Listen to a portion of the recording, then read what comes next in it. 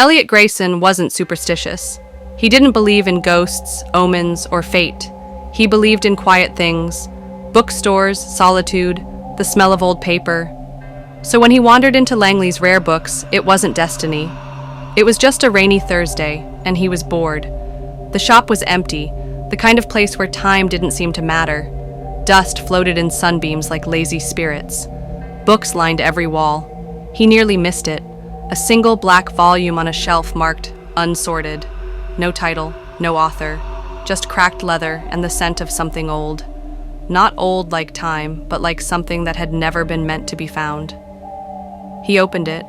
The pages were empty, except for one. April 12th, 4:56 p.m., Diane Wells. There was no explanation, no narrative, just a name, date, and time. He didn't think much of it until he saw the news later that night. Local woman killed in sudden gas explosion. Victim, Diane Wells. Time of death, 4:56 p.m. Elliot stared at the book for a long time after that. The next morning, another name had appeared. April 13th, 7:22 a.m., Thomas Renner. He waited, refreshed news apps, checked obituaries. At 7:22 a.m., Thomas Renner, age 44, collapsed on his morning run, heart attack. Now Elliot knew the book was real, and it was still writing. He kept it with him, tried to understand it. Names kept appearing, one per day. Sometimes strangers, sometimes people from the city, once his former teacher. He tried to intervene, to stop it. He called a man named Gerald Hurst the night before the book said he would die, begged him not to leave his house. Gerald didn't listen. At 8:01 p.m., he was struck by lightning on his front porch, exactly as the book predicted. Then one day, the page was blank. Elliot stared at the paper for hours. He thought maybe it was over. But then, at midnight, fresh ink bled through the page. Slowly, deliberately. Letter by letter, his heart dropped.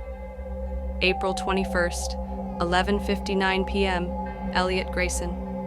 He dropped the book, tried to destroy it. He tore pages, burned them, drowned it in the sink. But every time he checked, it was there again. Pristine, waiting. He didn't sleep that night.